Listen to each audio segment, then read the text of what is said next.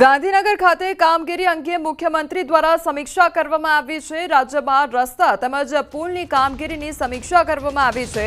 ડેશબોર્ડની video wall મારફતે સીએમએ સમીક્ષા કરી કામગીરીની ક્વોલિટી ચકાસવા માટે સીએમના દિશા નિર્દેશ આપવામાં આવ્યા છે।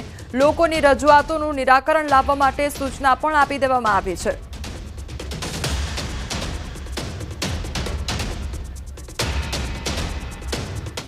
સુરેન્દ્રનગરના સાયલાના જૂના જશાપર ગામમાં બે જૂથ વચ્ચે મારામારીનો વિડીયો વાયરલ થયો છે। વાયરલ વિડીયોમાં એક જ જ્ઞાતિના બે જૂથો વચ્ચે પથ્થરમારો તેમજ મારામારી કરતા અમુક શખ્સો નજરે પડ્યા છે।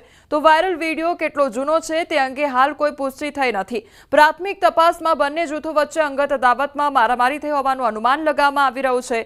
તો વાયરલ વિડીયોના આધારે સાયલા પોલીસે બંને પક્ષના 23 શખ્સો સામે ફરિયાદ નોંધી છે અને તે અંગે વધુ કાર્યવાહી હાથ ધરી છે।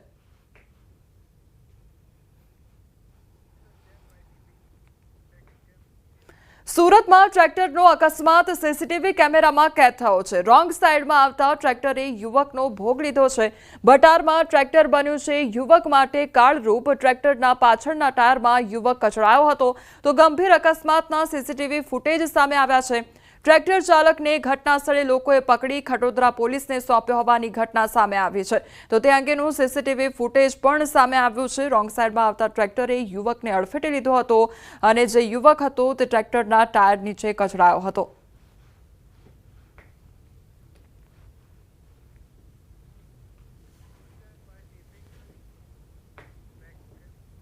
નર્મદાના માડન ગામે થાર કાર પાણીમાં ગરકાવ થઈ હોવાની ઘટના સામે આવી છે। કરજણ ડેમના બેક વોટર પર મોટી સંખ્યામાં પ્રવાસીઓ આવતા હોય છે અને પ્રવાસીઓ પોતાની કાર લઈ ટેકરા પર મૂકી કુદરતી સૌંદર્યની મજા માણતા હોય છે। આ જ રીતે એક વ્યક્તિ પોતાની થાર કાર ટેકરા પર પાર્ક કરી બહાર નીકળ્યો હતો અને કાર પાણીમાં જતી રહી હતી અને આ વિસ્તારમાં વન વિભાગ અને તંત્રએ વાહનો દૂર પાર્ક કરવા માટે સૂચનો પણ આપ્યા છે, છતાં કેટલાક નિયમોને ઘોડીને પી જતા હોય છે। આ બનાવ બાદ બીજા ટેમ્પાના સહારે થાર કારને બહાર કાઢવામાં આવી હતી।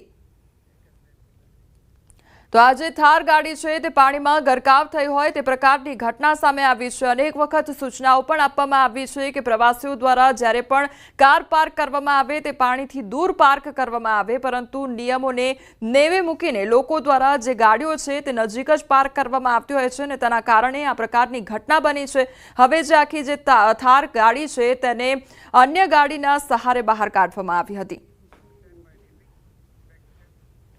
છોટાઉદેપુરમાં શિક્ષકોની ઘટનાને લઈને ધારાસભ્ય હવે એક્શન મોડમાં આવ્યા છે। જે શિક્ષકોની ઘટ પડી રહી છે તેને લઈને ધારાસભ્ય એક્શન મોડમાં આવ્યા છે। તો સંખેડાના ધારાસભ્યએ શિક્ષણ મંત્રીને પત્ર લખી રજૂઆત કરી છે। ધારાસભ્ય અભયસિંહ તડવીનો શિક્ષણ મંત્રીને પત્ર લખવામાં આવ્યો છે। સંખેડા, બોડેલી અને નસવાડી તાલુકામાં શિક્ષકોની ઘટ જોવા મળી રહી છે। ત્યારે નસવાડી તાલુકાની 134 શાળામાં એક જ શિક્ષક છે અને નસવાડીની 8 શાળામાં એક પણ શિક્ષક નથી। તો બોડેલી તાલુકામાં 41 શાળાઓમાં એક જ શિક્ષક આવેલા છે। તો સંખેડા તાલુકાની 56 એવી શાળા છે કે જ્યાં એક જ શિક્ષક છે, જ્યારે 6 જેટલી જે શાળા છે ત્યાં આગળ કોઈ પણ પ્રકારના શિક્ષક જ નથી। જિલ્લાના 6 તાલુકામાં 1700થી વધારે શિક્ષકોની જગ્યા ખાલી છે અને શિક્ષકોની ઘટને લઈને વિદ્યાર્થીઓનું શિક્ષણ બગડી રહ્યું હોવાની રજૂઆત પણ કરવામાં આવી છે। ગાંધીનગરમાં સરકાર સાથે ક્ષત્રિય સમાજની બેઠક યોજાઈ। ક્ષત્રિય સમાજના આગેવાનોની બેઠક યોજાઈ। ઋષિકેશ પટેલ, હર્ષ સંઘવી સાથે આ બેઠક યોજાઈ હતી। જયરાજસિંહ પરમારની અધ્યક્ષતામાં બેઠક યોજાઈ। તો ક્ષત્રિય સમાજ પર જૂના કેસો પરત ખેંચવા રજૂઆત કરવામાં આવી। આ બેઠક અંગે જયરાજસિંહ પરમારે કહ્યું છે કે સરકારે હકારાત્મક વલણની ખાતરી આપી છે। આ પ્રતિનિધિઓનું એક પ્રતિનિધિ મંડળ આજે રાજ્ય સરકારના આદરણીય ઋષિકેશભાઈને કાયદા મંત્રી તરીકે અને હર્ષભાઈ સંઘવી સાહેબને ગૃહમંત્રી તરીકે અમે રજૂઆત કરી છે। આવેદનપત્ર આપવાના ભાગરૂપે મુખ્યમંત્રી શ્રી આદરણીય ભૂપેન્દ્રભાઈ પટેલ સાહેબને પણ એમને આવેદનપત્ર અમે આપ્યું છે। એમને બંને મંત્રીશ્રીઓને જેને લાગુ પડે છે, જે વિભાગ છે એમને રૂબરૂ સાંભળવા માટે મોકલે છે। અમે અમારી રજૂઆત કરી છે। સંતાન પ્રાપ્તિ માટે ખુદ પિતાએ પોતાની સગી 7 વર્ષની દીકરીને માતાની સામે જ મોતને ઘાટ ઉતારી દીધી છે।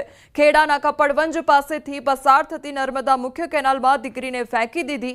માતાની સામે જ દીકરીને કેનાલમાં ફેંકી દીધી અને આરોપી પિતાને 2 દીકરીઓ હતી. પુત્ર પ્રાપ્તિની લાલચે પિતાએ નાની દીકરીની હત્યા કરી નાખી. દર્શન કરાવવાના બહાને આરોપી તેની પુત્રી અને પત્નીને લઈ ઘરેથી નીકળ્યો હતો. તે સમયે અચાનક રસ્તા પર બાઇક રોકી પુત્રીને કેનાલમાં ફેંકી દીધી. પ્રથમ દીકરીના જન્મ પછી આરોપી પિતાને પુત્ર પ્રાપ્તિની આશા હતી, પરંતુ પુત્રીનો જન્મ થતાં મનમાં ખાર રાખી તેની હત્યા કરી નાખી. માતાની ફરિયાદના આધારે પોલીસે આરોપી પિતા વિજય સોલંકીની ધરપકડ કરી છે. હું માથે બોલી અને પછી થેલો એકલો માં રાખી અને પછી તો મને એક ખબર જ ના હોય કે હું રમારે પછી ફેંકવા લીધી. એ તો આપણે નોમો સંતાન હું કરવાનું એ વ્યક્તિની મગજ હું એક કાપડ નહીં ખબર. પછી ફેંક્યા પછી મેં એક જોઈ રહી હું ખાસી વાર તરત જોવા જઈએ અને ખસી ગયો ખાસી છે દૂર જતો રહ્યો. એટલે એમના પતિ વારંવાર એમને માનસિક ટોર્ચર કરતા હતા. એમને દીકરો જોઈતો હતો અને દીકરી બાબતમાં સતત અંજનાબેનને માનસિક ટોર્ચર કરતા હતા.